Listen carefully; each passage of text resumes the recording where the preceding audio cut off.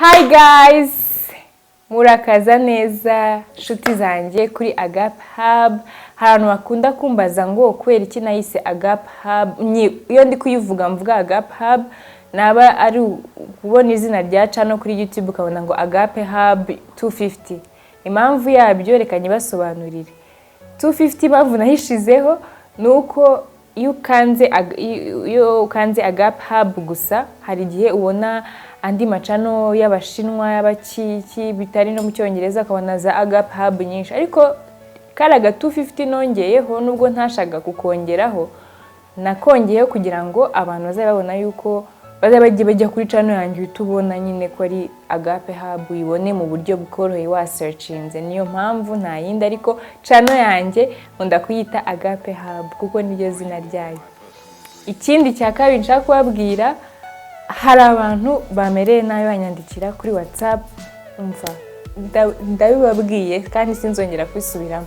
Ukabona nk'umuntu aranyandikiye ni inshuti yanjye cyangwa turaziranye cyane ngo mpa link ya channel yawe. Can you imagine ngo mpa link?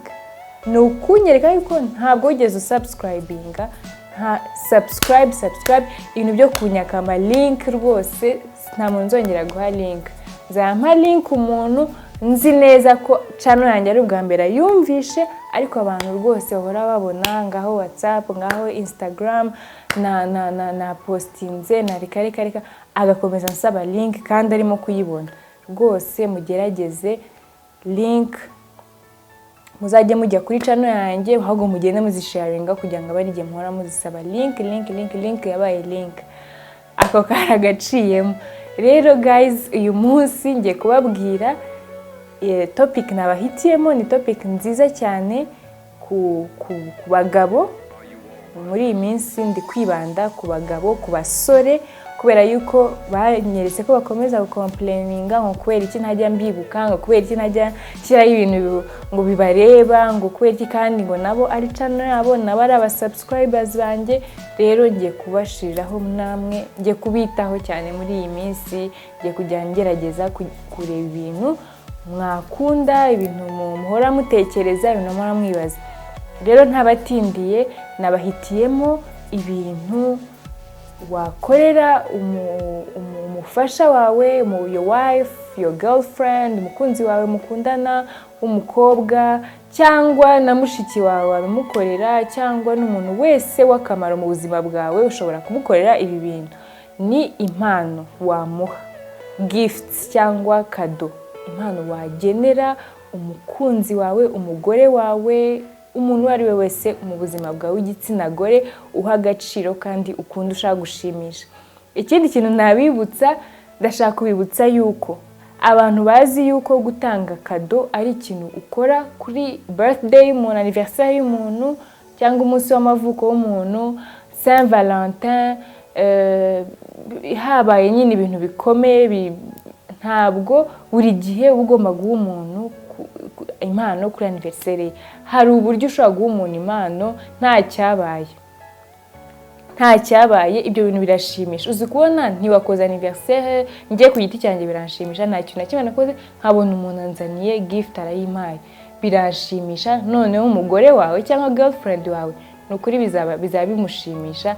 Mwige, abasore muri kumurikira, mwige guha abakobwa banyu, mubige kubaha impano. Ndashaka kubibira akabanga mutari muzi. Abakobwa, abagore dukunda impano, dukunda gift, mubimenye, dukunda ikintu bita impano. Nta mukobwa nta mugore wanga impano, turabikunda. N'abivugisha ngo ntibabikunda, barabikunda, nibaza kubeshye, dukunda impano. Niba rero uri umugabo utafite uwo muco, udafite habitude yo guha umugore wawe cyangwa girlfriend wawe impano, nukuri bikosore, ntago ari byiza. Bikosore. Ndanarakaye. I'm kidding. Ndanarakaye rwose. Mwige guha abakobwa banyu impano, rwose ziradushimisha. Kandi ikintu iherena ryanjye riraguye.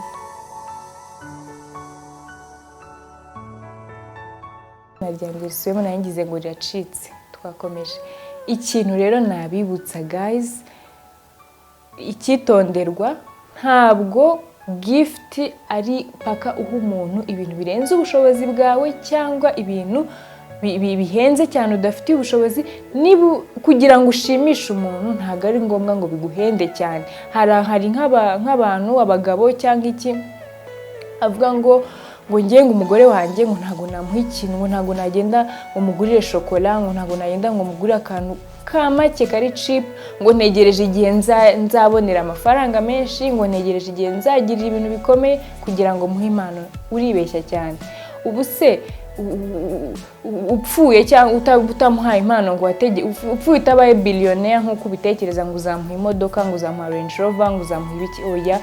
Hera ahantu hasi, ugenda uzamuka ku bushobozi bwawe, ushimisha umuntu wawe ku bushobozi bwawe, ugenda umuha utuntu duto gutyo, nubona ibyinshi ubimuhe, nutabibona ntubimuhe, ugenda uha umuntu bitewe n'ukuntu ubushobozi bwawe bizamushimisha. Trust me bizamushimisha umuntu wawe.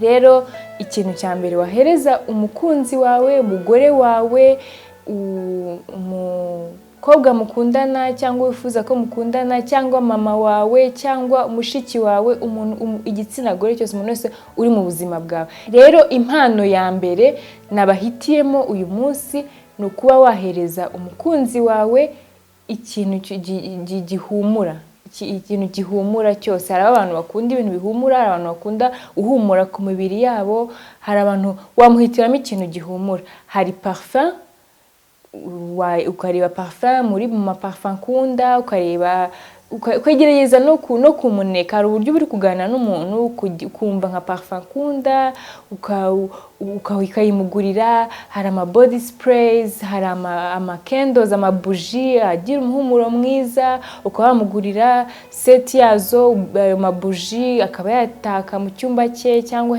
mbese ikintu gihumura. Abakobwa, abagore tukunda ibintu biduhumuza, ama parfum, ni gift wamuha, yaba yakoze anniversaire, yaba atayikoze, igihe cyari cyo cyose iyi gift abagore barayikunda, wayimuhitiramo. Ikindi cya kabiri, impano ya kabiri dukunda twebwe abakobwa, abagore, wamuhitiramo umukunzi wawe. Ariko mbere yuko nyivuga nibutsa akantu. Hari abantu bakunda kumbaza ngo ukabibona nk'umuntu arambajije, nk'umuntu wo muri famille yaranyandikira mbwa ko nshaka guha umugore wanjye gift muhe nk'iki. Ni mwebwe nshaka kubwira abantu mukunda gutanga gift cyangwa mubyifuza cyangwa mushaka kwiga uwo muco ariko mutazi ikintu, mudafite idea, mutazi ikintu waha umuntu, ndi kubafasha. Cya kabiri wahereza umuntu ni ibintu babyita gute mu Kinyarwanda, jewelry, imirimbo. Imirimbo, hari ama necklace meza, amashenete meza, hari amasaha meza, kandi ntago ari ngombwa ngo ugende muri bya bindi bihenze cyane. Hari ibihenze cyane, ubishoboye wabikora, utabishoboye nabwo wagenda, haba hari ibifite ibiciro biringaniye, ushaka kumukoreshereza aka necklace keza, ukakajyana bakoresha kari customized, kagashishaho nk'izina rye, ugashishaho nk'akantu uzi ko akunda, ukamugurira ka bracelet, ukamugurira. Hari abantu bakunda impeta nyinshi, ukamugurira utuntu tw'impeta azajya arimbana, ukamugurira amaherena meza, ukagenda mbese ibintu by'imitako, isaha nziza. Ni ibintu abagore n'abakobwa bakunda cyane, kandi iyo ukimuhaye kiramunezeza mu mutima. Ikindi kintu cya gatatu nabahitiyemo ushobora guhereza umukobwa cyangwa umugore kikamushimisha, nanjye ndimo kuko ndabikunda, makeup cyangwa maquillage. Ukamugura set ya makeup, biramushimisha cyane. Wowe ukagenda niba ariko ngo nababwiye ngo ugomba kuneka ukamenya ikintu umuntu wawe akunda. Ushobora kumugurira makeup ariko hatajya yimakiye, atabikunda, ugasanga bijugunya aho ngaho. Ugomba nanone kureba ukavuga se umuntu wanjye akunda maquillage, ajya nimakiya, ukawagenda ukayimugurira, biramunezeza cyane. Ukagenda ukamugurira maquillage nziza, ukita ku ruhu rwe. Ntabwo abantu b'igikara bisiga nk'iby'abantu b'inzobe, ntabwo abantu b'inzobe bisiga nk'iby'abantu b'imibiri yombi. Ukagenda ukamushakira ibintu bijyanye n'uruhu rwe, ukabimugurira, yaba ibyo kwisiga ku munwa, mu maso n'ibindi byinshi, wowe ukagenda ukabimuha, rwose biramushimisha cyane ko anabikoresha igihe kirekire bikazaramba. Ikindi kintu nabahitiyemo ushobora gukorera umukunzi wawe cyangwa umugore wawe kikamushimisha rwose, iki cyo ndabizi neza ko nka 80% byamushimisha. Kuba wafata umugore wawe cyangwa umukobwa mukundana ukamujyana muri weekend kure gato y'ahantu muba. Tuvuge niba urugero muba nk'i Kigali cyangwa mu wundi mujyi, ukamujyana kure gato ya muri weekend, mukamarana igihe muri ahantu heza, ariko ahangaha budget kariyongera. Ubishoboye wabikora, nabyo ni ibintu byiza cyane, mukamara weekend muruhuka muganira. Abagore nk'igihe wenda ahangaha bikunda gushimisha cyane nk'abagore bafite utuzi tubananiza, ugasanga amaze igihe akora cyane, iyo umuhaye ako karuhuko ka weekend rwose biramuruhura bikamufasha. Ikindi kintu ahangaha ubishatse ntimwajyana, ubishatse kugira ngo mwereke yuko ari ibintu wamutekereje ushaka ko aruhuka, wenda niyo wowe waba udahari ukamwishyurira akajyana muri weekend kuruhuka, wenda na best friend we na mama we n'umuntu we w'agaciro, bakajyana bakaruhuka ku weekend. Mbese ni ibintu bidushimisha cyane. Umugore wawe cyangwa umukobwa ukunda cyangwa mushiki wawe azava muri iyo weekend rwose yaruhutse yishimye, avuga ati kabisa ni njyewe washatse cyangwa ni njyewe. Ikindi kintu naguhitiyemo uyu munsi wakorera umukunzi wawe, umugore wawe, umuntu mukundana, ni kuba wamwishyurira, wamufatira abonnement y'ikintu uzi yuko azakoresha akunda, ukamukorera abonnement y'igihe kirekire, nk'ikintu yishyura monthly subscription, nk'ikintu yahora yiyaboneshaho buri kwezi ubizi, cyangwa ari ahantu akunda kujya, ukaba wamwishyurira abonnement y'igihe kirekire, wenda amezi 6, 3, umwaka, bitewe n'ukuntu bishoboye. Ahangaha urugero ni nkuko ari nk'umuntu ukunda gukora siporo, ukamukorera nk'aga surprise, ukamuzanira ikarita ya gym, wamwishyuriye nk'umwaka wose, ukamubwira rwose nakwishyuriye gym, uzajya ujye uko ubishaka rwose nabyishyuye. Ikindi ukaba niba ari umuntu ukunda kureba filime mu rugo, movie, ukaba wamwishyurira Netflix, ukamubwira uzajya ureba Netflix mu rugo uko ushaka. Ibyo ni ibintu abagore bakunda. Ukaba ari nk'umuntu ukunda gukoresha inzara muri salon, ukora massage, ukaba wamubwira ati amezi 6 nakwishyuriye, uzajya ugenda bagukorera inzara, bagukorere massage cyangwa sauna cyangwa icyo ari cyo cyose, ikintu cyose gisaba kwiyabonesha, ukagenda ukamwabonesha atabizi. Ni ibintu abagore bakunda kandi cyamushimisha. Ikindi kintu ngezeho cyashimisha cyane umukobwa mukundana n'umugore wawe ni ikintu bita telefone, mobile phone. Kuba wagenda ukamugurira telefone. Ahangaha impamvu nahisemo telefone nuko nzi ko twebwe abagore abakobwa dukunda ushobora kuba ufite nk'umugirlfriend ukunda amafoto, ukunda kwifotoza hagiye hose, reka yifotoje byacitse, uwo muntu umenya ko akunda telefone. Niba afite telefone yo mu myaka ingahe ishize, upgrading, mugure telefone nshyashya igezweho, nukuri bizamushimisha pe. Hari nk'ahangaha cyane cyane nk'abamama, ugasanga nk'umumama afite abana bamumenaguriye telefone, screen yaramenetse, afite Samsung yo muri rimwe. Gerageza umukorera aga surprise, umugure telefone nshyashya igezweho rwose, avuga ati umugabo wanjye yantekereje, umukunzi wanjye rwose yankoreye umuti, yankuye kuri karakantu. Umuntu wagukuye ku ka telefone kabi ntabwo ujya upfa kubyibagirwa rwose. Yanguriye telefone yayimpaye rwose, iyo nayo mumva ko mbahaye akayide keza, mwebwe abasore n'abagabo muri hano, aka kayide n'akayide keza, uzabigerageza uzambwira. Ikindi kandi wakorera umukobwa cyangwa umugore wawe akishima pe, akishima, ni kumujyana cyangwa gutuma agerageza ikintu mu buzima atarageragezaho kandi uzi ko yakunda. kumujyana ahantu ataragera. Tuvuge niba akubwira ngiye nkunda inyamaswa kandi atarajya muri parike kuzireba, ukaba wamujyana akabireba. Niba hafunguye restaurant nshyashya cyangwa hoteli nshyashya uzi ko bafite cuisine y'ibintu yakunda, ukamujyanayo. Niba tuvuge ari nk'umuntu umustar runaka uzi ko akunda, ukamujyana nko muri concert ye, ukamukora sipinga ati urajya kureba umustar runaka waje nko mu Rwanda cyangwa mu kindi gihugu, tugenda ujye kumureba.